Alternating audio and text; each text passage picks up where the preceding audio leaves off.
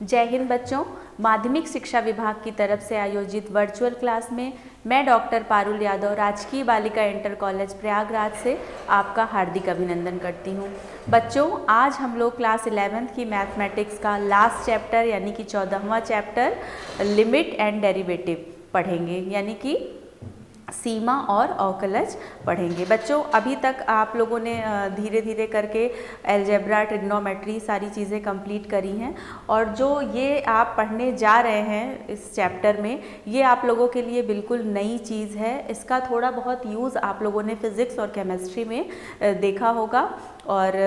आगे इस क्या होता है, लिमिट का मतलब क्या होता है, इसमें हम लोगों को क्या क्या अध्ययन करना है और क्यों हमें इसकी ज़रूरत पड़ती है, ये हम इस पाठ के अंतर्गत जानने का प्रयत्न करेंगे। तो सबसे पहले आइए देख लेते हैं कि जो प्रकरण हम लोग पढ़ने जा रहे हैं, इस विषय के अंतर्गत हमें किन किन उप विषयों का अध्ययन करना है।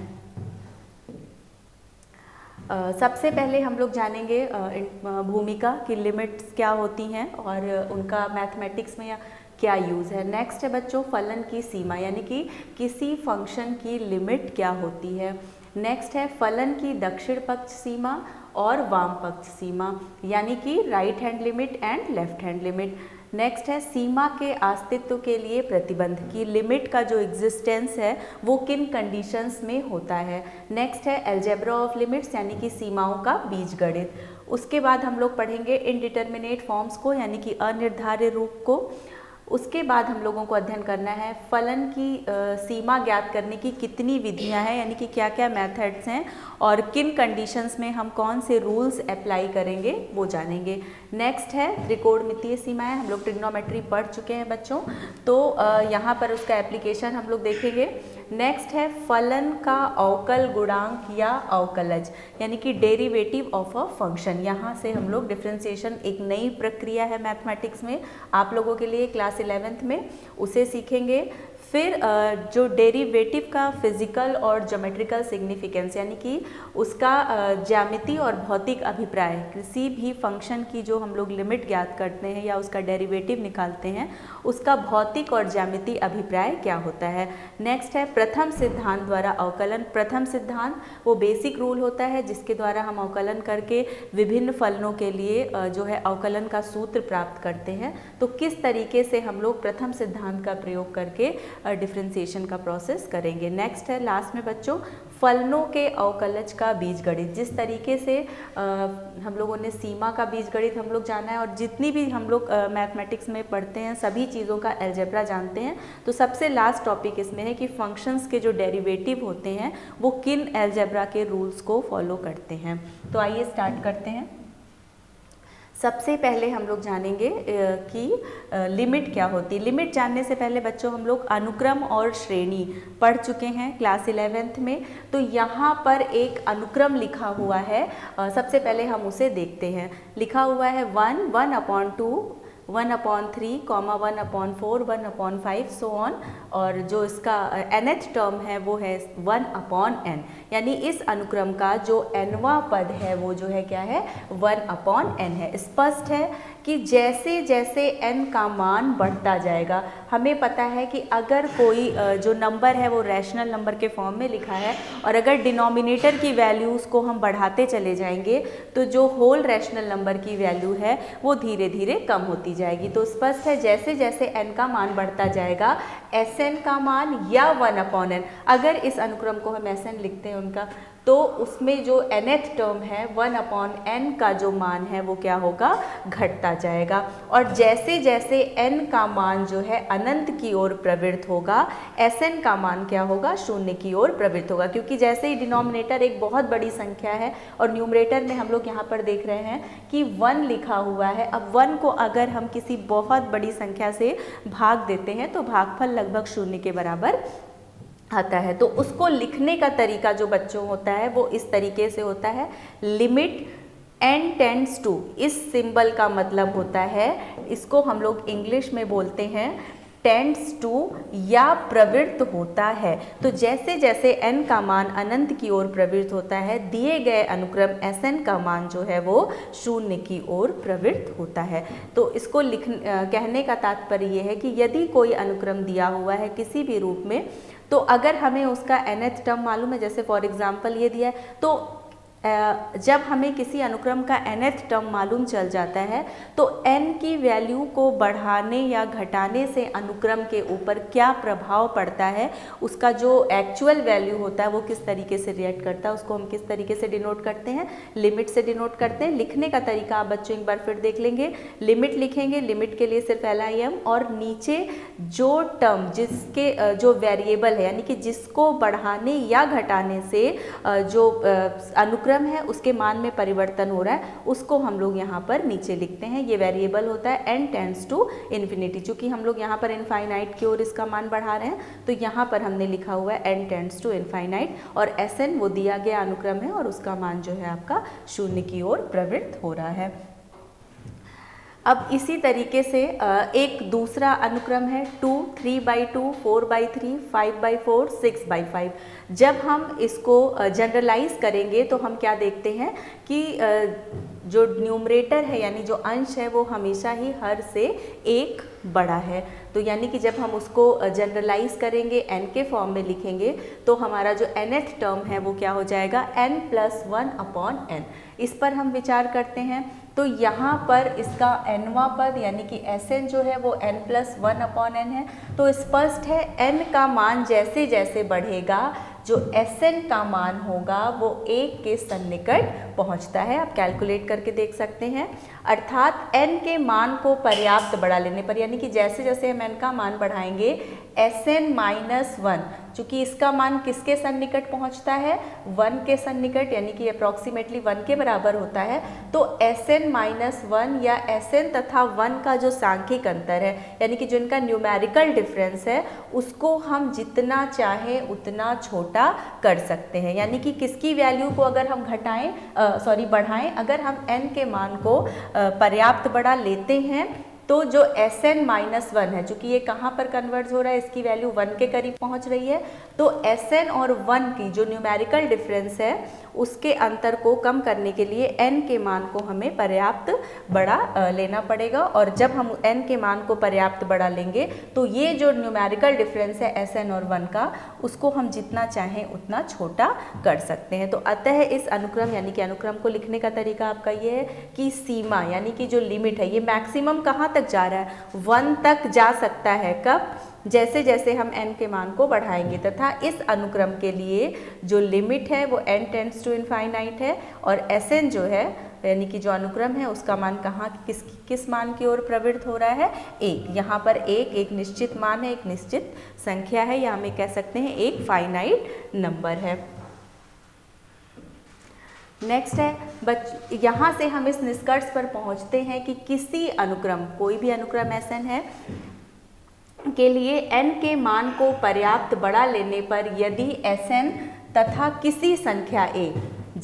अगर मान लीजिए a वो संख्या है जहाँ पर वो कन्वर्ज करी है उसकी लिमिट a के बराबर होती है, कि सांख्यिक अंतर को यानी न्यूमेरिकल डिफरेंस को हम जितना चाहें उतना छोटा कर सकते हैं। तो संख्या a यानी कि जब हम Sn की limit n tends to infinite या कोई फाइनाइट नंबर तक लिमिट आपको दी रहेगी कि n का मान हमें कितना लेना है, तो संख्या a को अनुक्रम Sn की सीमा या लिमिट कहते हैं। यानी कि जिस नंबर पर जब हम n का मान किसी अनुक्रम के लिए अनंत या ये अनंत ना होकर के कोई एक संख्या भी आपको दी रह सकती है, ये फंक्शन टू फंक्शन आपका वेरी करता है। हर फंक्शन के लिए जो यहाँ पर आपको लिमिट दी रहेगी चेक करने के लिए वो क्या होती है, अलग होती है। लेकिन इस पर्टिकुलर केस जो दो हमने एग्जाम्पल देखे हैं उसमें n का मान आपको इनफाइनाइट दिया हुआ था, तो n का मान इनफाइनाइट रखने पर कोई अनुक्रम अगर किसी एक निश्चित मान की ओर प्रवृत्त होता है और वो निश्चित मान सपोज दैट a है, तो a को हम दिए गए अनुक्रम की सीमा या लिमिट कहते हैं।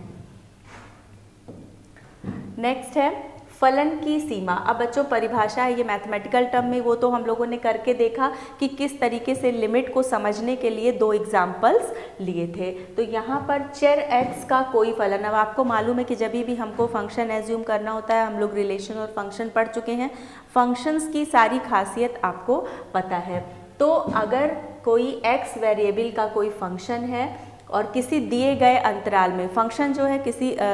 हमेशा हमारे पास इंटरवल्स रहते हैं, इंटरवल के अंदर अगर हमको किसी फंक्शन की वैल्यू निकालनी है तो हम कहते हैं कि दिए हुए अंतराल में तब परिभाषित कहलाता है। यानी कि अगर कोई फंक्शन x का y is equal to F X है, यानी x उस फंक्शन का वेरिएबल है और कोई गिवन इंटरवल है, वो इंटरवल कुछ भी हो सकता है, रियल नंबर पर या किसी भी नंबर जो हमारा नंबर सिस्टम है उसका कोई भी सेट ले सकते हैं, उस पर परिभाषित तब कहलाता है जब दिए गए अंतराल में, यानी कि जो इंटरवल हमको दिया गया है उसके प्रत्येक मान के लिए उस फलन का एक वास्तविक तथा परिमित मान प्राप्त होता है। जैसे कि मान लीजिए अगर आपको फंक्शन दिया हुआ है y बराबर एफ एक्स और फंक्शन क्या है आपका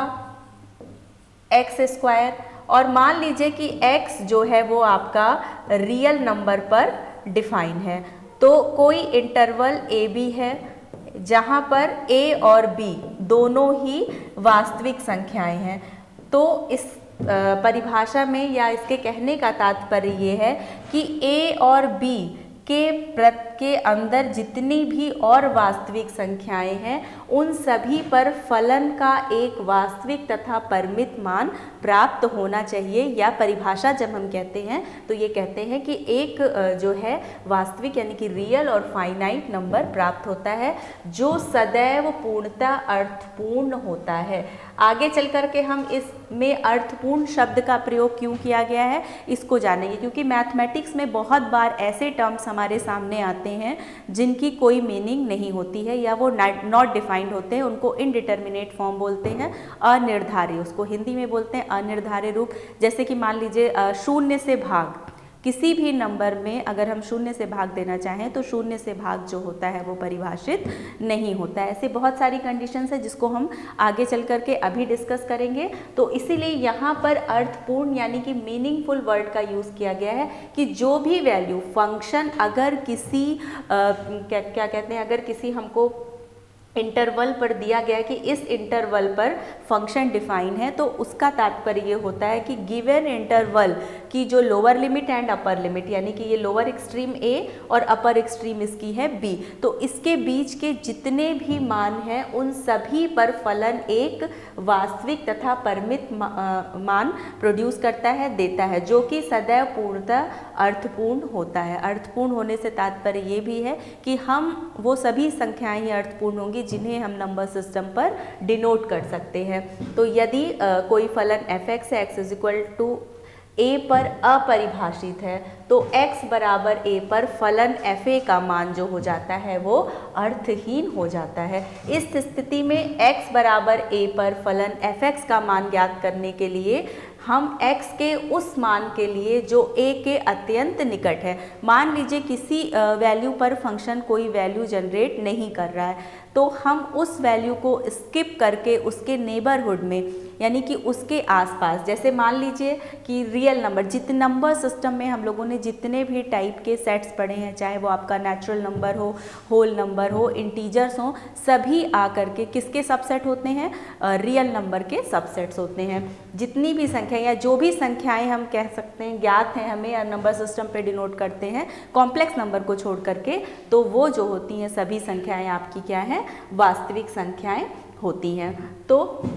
अगर किसी वास्तविक संख्या पर मान लीजिए कि फलन एफ एक्स बराबर a वो संख्या है जिस पर फलन का मान आपका अर्थहीन हो गया है या फंक्शन की वैल्यू जो है वो आपकी एग्जिस्ट नहीं कर रही है, तो उस मान लीजिए अब तब हम क्या करेंगे, a के नेबरहुड में, a का नेबरहुड यानी a से लेफ्ट साइड भी a का नेबरहुड होगा और a के राइट साइड भी। जब हम लेफ्ट साइड चलते हैं तो नंबर्स घटते हैं और जब हम राइट साइड चलते हैं तो ऑब्वियसली नंबर्स का मान जो होती वैल्यूज़ होती हैं वो बढ़ती जाती हैं। तब हम क्या करते हैं, यदि किसी x बराबर a पर फलन का मान अर्थहीन हो जाता है, मीनिंगलेस हो जाता है, तब हम उसके नेबरहुड से कोई पॉइंट लेते हैं और तब हम उसके नेबरहुड पर चेक करते हैं क्या इन पॉइंट्स पर फंक्शन स्टिल मीनिंग लेस है, यानी कि इस पर भी फलन का मान एग्जिस्ट नहीं कर रहा है। जनरली बहुत कम ही ऐसे केस होते हैं जहाँ पर ऐसा होता है, बाकी सभी केसेस में लगभग फलन का मान जो होता है अगर किसी एक पॉइंट पर एग्जिस्ट नहीं कर रहा है तो उसके नेबरहुड में, यानी कि राइट नेबरहुड और लेफ्ट नेबरहुड दोनों में बहुत अंतर कम करने पर और थोड़ा अंतर ज़्यादा करने पर, यानी कि उससे थोड़ा कम और उससे थोड़ी ज़्यादा वैल्यू लेने पर फंक्शन जो होता है वो एग्जिस्ट कर जाता है और फिर इस वाली कंडीशन को फॉलो करने लगता है, यानी कि उस पर फिर से हमको एक वास्तविक और परिमित मान प्राप्त होता है जो कि अर्थपूर्ण होता है। तो हम जब अब हमको चूंकि लिमिट निकालना, हम लिमिट पढ़ रहे हैं, ये वाली कंडीशन किसकी थी, वैल्यू ऑफ द फंक्शन की थी जब हम फलन का मान ज्ञात करते हैं। लेकिन लिमिट निकालने की ज़रूरत हमें क्यों पड़ती है, क्यों हमको फलन की सीमा ज्ञात करनी पड़ती है? तो क्यों ज्ञात करनी पड़ती है कि अगर कोई फंक्शन किसी क्लास इंटरवल के ऊपर डिफाइन है और उस क्लास इंटरवल में कोई पॉइंट ऐसा है जिस पर फलन का मान एग्जिस्ट नहीं कर रहा है, इनडिटर्मिनेट फॉर्म का आ जा रहा है, या जिसको और सिंपल लैंग्वेज में कह सकते हैं कि मीनिंगलेस हो जाता है, और ऐसे नंबर्स जनरेट करता है जो कि आपने, या ऐसे टर्म्स आते हैं जो आपने मैथमेटिक्स में नहीं देखे हैं या आप उनके बहुत यूज टू नहीं हैं, तब हम जो है लिमिट निकालते हैं, यानी उस पॉइंट को छोड़ करके उसके आसपास की वैल्यूज़ के ऊपर फिर से फंक्शन पे चेक करते हैं क्या इन वैल्यूज़ पर भी फंक्शन की जो मान है वो मीनिंगलेस है या कोई डिस्टिंक्ट वैल्यू वो जनरेट कर रहा है। तो जब हम ये प्रोसेस अप्लाई करते हैं, यानी f(x) का मान x के नेबरहुड पर ज्ञात करते हैं, तो इसे हम क्या लिखते हैं, x बराबर a minus, in some cases x यहाँ पर ये देखिए इस तरीके से ऊपर पावर की जगह पे लिखा गया है, या यहाँ पर हम a प्लस b लिखते हैं, के लिए फलन का सीमांत मान यानी कि लिमिटिंग वैल्यू अथवा फलन की सीमा यानी कि लिमिट ऑफ फंक्शन कहते हैं। यानी कि एग्जैक्टली a पर ना लेकर के a से थोड़ा कम या a से थोड़ा ज़्यादा पर जब हम चेक करते हैं और हमको अगेन रियल और फाइनाइट वैल्यू प्राप्त हो जाती है तो उसको हम क्या कहते हैं, और जो फाइनाइट वैल्यू हमको मिलती है उसको हम क्या बोलते हैं, फंक्शन की लिमिटिंग वैल्यू या सीमांत मान। x का मान a के अत्यंत निकट होना चाहिए, या हम कह सकते हैं x टेंड्स टू a होना चाहिए, यानी कि जो हम डिफरेंस लेते हैं a से थोड़ा कम, वो डिफरेंस अप्रॉक्सीमेटली 0 के बराबर होना चाहिए। उदाहरण के तौर पर यहाँ पर बच्चों हमने एक एग्जाम्पल लिया है, f(x) अगर x² minus 1 upon x minus 1 है, अगर x इज इक्वल टू 1 पर हमें इस फंक्शन की वैल्यू निकालनी है। देखिए बच्चों, फंक्शन की वैल्यू निकालने के लिए जब भी हम फंक्शन की वैल्यू निकालते हैं तो जिस पॉइंट पर हमें वैल्यू निकालनी होती है उसे हम फंक्शन में डायरेक्टली पुट करते हैं, क्योंकि कुछ बच्चों के मन में सवाल ये आ सकता है कि ये a² माइनस b² है और अगर हम इसे x माइनस 1 और इसे हम x प्लस 1 लिख दें और अपॉन x माइनस 1 और उसके बाद हम कट करने के बाद ये आपका आता है x प्लस 1 और तब हम इस पर x इज इक्वल टू 1 रखें, और यहाँ पर हमने ना लिमिट लिखा है ना कुछ, तो ये अब हमने यहाँ पर 1 रखा तो ये आपका 2 के बराबर आ गया, लेकिन ये फंक्शन x प्लस 1 की वैल्यू है, ना कि x² minus 1 upon x minus 1। यही डिफरेंस होता है बच्चों लिमिट और जब हम वैल्यू ऑफ द फंक्शन निकालते हैं। वैल्यू ऑफ द फंक्शन निकालने के लिए मैं बार बार इस चीज़ पर फोकस कर रही हूँ कि आपको जिस भी पॉइंट पर फंक्शन की वैल्यू निकालनी होती है वो पॉइंट आपको डायरेक्टली फंक्शन में पुट करना पड़ता है। अब यहाँ पर यदि हम f(x) में x इज इक्वल टू 1 रख देते हैं तो आप देखते हैं कि ये आ जाता है आपका 0 अपॉन 0। इसके पहले हम लोग इनडिटर्मिनेट फॉर्म की बात कर रहे थे, तो 0 अपॉन 0 इसको हम बोलते हैं इनडिटर्मिनेट फॉर्म, यानी कि अनिर्धारित रूप, इसे परिभाषित नहीं किया जा सकता है। तो इस कंडीशन से यानी कि अब हमें x बराबर 1 पर गिवन फंक्शन की वैल्यू नहीं मिल रही है, या जो वैल्यू मिल रही है वो क्या है, मीनिंगलेस है, इसका कोई अर्थ नहीं है। तो इस कंडीशन में अब हम क्या करते हैं कि 1 से कम, हमने क्या बोला था कि अगर किसी x is equal to a पर फंक्शन का मान एग्जिस्ट नहीं करता है तो हम उसके नेबरहुड में चेक करते हैं। दो तरीके का नेबरहुड होता है हमारे पास, लेफ्ट नेबरहुड और राइट नेबरहुड। लेफ्ट नेबरहुड में यानी कि जब हम किसी नंबर से लेफ्ट में जाते हैं तो जो वैल्यूज़ होती हैं वो उस नंबर से कम होती हैं, और जब राइट में जाते हैं तो ज़्यादा होती हैं। मान लीजिए हम थोड़ा सा डिफरेंस लेकर के चलते हैं। अगर हम कम लेते हैं, लेफ्ट हैंड साइड में लेते हैं, और मान लीजिए कि हम x का मान जो है 0.9 लेते हैं,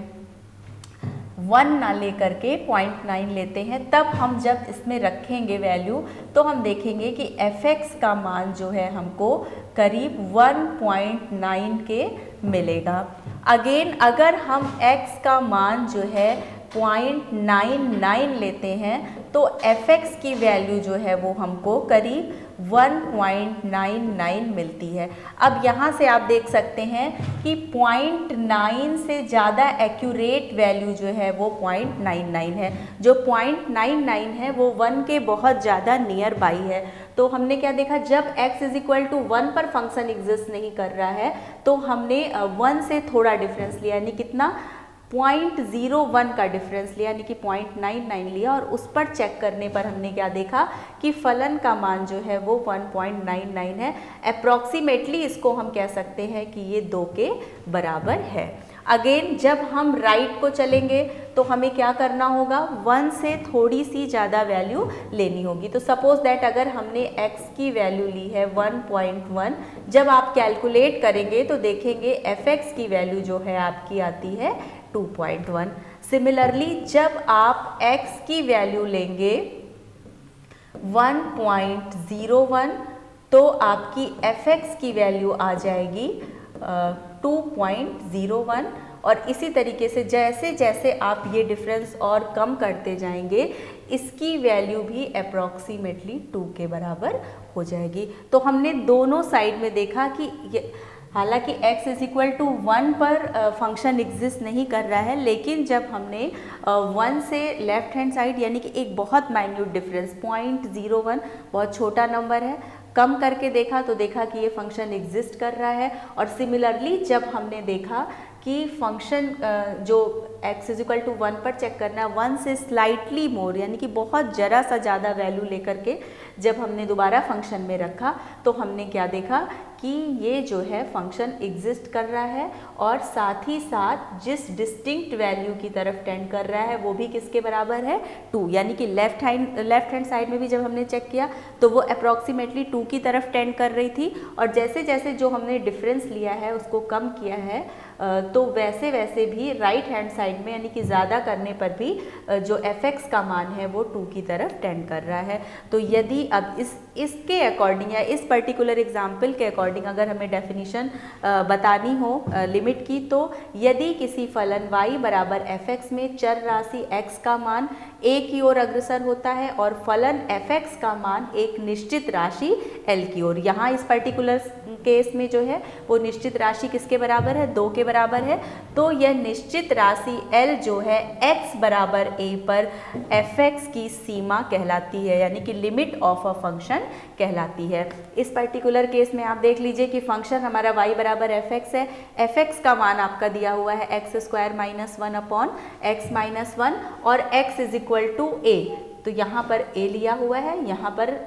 a की जगह पर 1 है, पर फलन का मान किसी निश्चित राशि की ओर, और चूंकि x बराबर 1 पर एग्जिस्ट नहीं कर रहा था तो हमने लिमिटिंग वैल्यू की डेफिनेशन को यूज़ करते हुए जब हमने 1 के नेबरहुड में, तो सिमिलरली जब ये तो पर्टिकुलर केस हो गया, जब जनरल केस लेंगे तो a से थोड़ा कम और थोड़ा सा ज़्यादा दोनों पे करके देखते हैं, और अगर दोनों ही केस में यानी कि जब हम लेफ्ट हैंड में जाते हैं तब भी और जब राइट हैंड साइड वाले नेबरहुड में जाते हैं तब भी जो फंक्शन की वैल्यू होती है वो एक निश्चित राशि यानी कि दोनों ही कंडीशन में एक निश्चित राशि की ओर अग्रसर होती है। सपोज दैट जब हम जनरलाइज कर रहे हैं तो उसको स्मॉल एल से डिनोट करते हैं, तो वो जो स्मॉल एल है या वो जो निश्चित राशि है वो फलन fx की क्या कहलाती है सीमा, और सांकेतिक भाषा में इसे हम निम्न प्रकार से लिखते हैं कि लिमिट fx और x tends to a is equal to l, जहाँ पर l वो लिमिटिंग वैल्यू है, जहाँ पर जैसे जैसे x का मान जो है a की ओर अग्रसर होता है, fx का मान जो होता है वो आपका l की ओर अग्रसर होता है। अब सबसे यहाँ पर 2 टिप्पणियाँ हैं बच्चों, बहुत महत्वपूर्ण है, नोट है कि किसी फलन की सीमा का उपयोग कब करते हैं ये जानना जरूरी है। जब हमारा काम वैल्यू ऑफ द फंक्शन से चल जा रहा है तो हमें लिमिट की ज़रूरत क्यों पड़ती है। तो यहाँ पर ये ध्यान दीजिए कि किसी फंक्शन की सीमा का उपयोग तभी आवश्यक और महत्वपूर्ण होता है जब x के किसी निर्दिष्ट मान के लिए फलन, यानी कि किसी फंक्शन मान लीजिए किसी रियल नंबर या नंबर सिस्टम के किसी सेट पे डिफाइंड है या किसी और उस सिस्टम के किसी पर्टिकुलर क्लास इंटरवल के ऊपर डिफाइन है और उस इंटरवल के किसी पॉइंट, यानी कोई भी निर्दिष्ट मान, कोई भी एक वैल्यू हो सकती है, उस पर जब फंक्शन जो होता है अपरिभाषित होता है, डिफाइंड नहीं होता है, इनडिटर्मिनेट फॉर्म आ जाता है, जब हम डायरेक्टली रखते हैं वैल्यूज़, तब हमारे लिए लिमिट का यूज़ जो होता है वो ज़रूरी हो जाता है। दूसरा, यदि x के किसी निर्दिष्ट मान लीजिए a के लिए फलन fx परिभाषित है तो x बराबर a पर फलन के मान, यानी कि अगर फंक्शन डिफाइंड है, अनिर्धारित यानी इनडिटर्मिनेट फॉर्म का नहीं हो रहा है किसी वैल्यू पे, तो वैल्यू ऑफ द फंक्शन और जो लिमिट होती है वो दोनों आपस में बराबर होती है, यानी कि तब जो है सीमा में और फलन के मान यानी कि लिमिट और वैल्यू ऑफ द फंक्शन के बीच में कोई डिफरेंस नहीं रहता है। अब बच्चों, फलन की दक्षिण पक्ष सीमा जिसे हम राइट हैंड लिमिट कहते हैं और वाम पक्ष सीमा जिसे हम लेफ्ट हैंड लिमिट कहते हैं वो क्या होती है। हमने आपको बताया कि जब किसी पर्टिकुलर वैल्यू पे फंक्शन जो होता है वो एग्जिस्ट नहीं करता है तो उस पर्टिकुलर वैल्यू के नेबरहुड्स में, बच्चों नेबरहुड्स दो, अगर ये मेरी हमारी नंबर लाइन है और सपोज दैट कि ये रियल नंबर है a, तो हमें मालूम है कि जब हम इधर चलेंगे तो वैल्यूज़ a से ज़्यादा होंगी। अगर मान लीजिए कि हम एक छोटा जो इसके आगे की जो नंबर है उसको हम छोटे छोटे इंटरवल h में बांट लेते हैं, h1, h2, तो इसके बाद जो नंबर्स पड़ेंगे वो क्या हो जाएंगे, a से बड़ा क्या हो जाएगा a प्लस h1, उससे बड़ा क्या हो जाएगा a plus h2 and so on. और इसी तरीके से जब हम उसके लेफ्ट नेबरहुड में जाते हैं तो जो वैल्यूज़ होती हैं वो a से कम होंगी, यानी कि a अपने बाईं तरफ के सभी मानों से बड़ा होगा और दाईं तरफ के सभी मानों से क्या होगा, छोटा होगा। सॉरी, तो ये जो है आपका a माइनस h1 मान लीजिए यहाँ पर लेते हैं और इसी तरीके से और हम करते चले जाएंगे। तो जब हम क्या कहते हैं a से थोड़ी बड़ी संख्या पर लिमिट चेक करते हैं, यानी कि यहाँ पर जिस तरीके से मान लीजिए कि h1, h2, hn तक एक धनात्मक संख्याओं का समुच्चय है, ए सेट ऑफ पॉजिटिव इंटीजर्स है जिसका मान सतत घट रहा है, यानी कि h1 बड़ा है h2 से, h2 बड़ा है h3 से और इसी तरीके से आगे यहाँ पर h1 इज ग्रेटर देन 0, जिसमें n का मान पर्याप्त बड़ा लेकर हम h के मान को इच्छा अनुसार जितना चाहे उतना छोटा बना सकते हैं। इस स्थिति में जैसे जैसे hn का मान, जैसे प्रीवियस कंडीशन हम लोगों ने स्टार्ट किया था जब यहाँ पर हम लोगों ने SN एक अनुक्रम लेकर के देखा था, सेम उसी तरीके से है। जैसे जैसे hn छोटा होता जाएगा फंक्शन फलन का मान जो है आपका fa plus h1, fa plus h2, यदि एक संख्या a की ओर प्रवृत्त होता हो तो इस संख्या a को फलन की x बराबर a पर दक्षिण पक्ष सीमा यानी कि राइट हैंड लिमिट क्यों कहेंगे, क्योंकि a प्लस h1, भले ही h1 एक बहुत छोटा मान है लेकिन वो क्या हो रहा है, a में एडअप हो रहा है और जब एडअप हो रहा है तो दिस मीन्स कि वो a से बड़ा है, यानी कि जैसे हम राइट हैंड साइड में जाएंगे और तब फलन का मान जो है जिस निश्चित मान की ओर अग्रसर होता है वो निश्चित मान जो होता है फलन की दक्षिण पक्ष सीमा कहलाता है। सेम यही प्रोसीजर अपनाएंगे जब हम बाएं साइड में जाएंगे, यानी कि लेफ्ट हैंड साइड में जाएंगे और a से जिस तरह h1 से लेकर के hn तक हमने स्मॉल नंबर्स लिए हैं, तो जब a से छोटा नंबर लेंगे और तभी भी मान लीजिए फंक्शन की जो वैल्यू है एक निश्चित मान a की ओर अग्रसर हो रही है, तो कम लेने पर जब जिस मान की ओर अग्रसर हो रही है, बहुत सारे फंक्शंस में लेफ्ट हैंड लिमिट और राइट हैंड लिमिट जो होती है वो अलग अलग होती है। हालांकि वो फंक्शन डिफाइंड नहीं होती है, उसको हम लेटर में डिस्कस करेंगे, लेकिन अगर a से कम लेने पर मान लीजिए यहाँ पर भी ए की ओर प्रवृत्त हो रहा है फंक्शन का मान, तो यहाँ पर जो कैपिटल ए है वो फंक्शन की वाम पक्ष सीमा या लेफ्ट हैंड लिमिट कहलाएगा। तो बच्चों आप लोगों को आई होप कि ये समझ में आ गया होगा कि हमें लिमिट की ज़रूरत क्यों पड़ती है, वैल्यू ऑफ द फंक्शन और लिमिट में क्या फ़र्क है, और लेफ्ट हैंड लिमिट और राइट हैंड लिमिट किसे कहते हैं। तब तक आप लोग एनसीईआरटी की बुक से इसको देखिएगा कि किस तरीके से इस पे बेस्ड कुछ क्वेश्चंस लगाइएगा। नेक्स्ट क्लास में हम लोग इसी पे बेस्ड क्वेश्चन सॉल्व करेंगे। Thank you.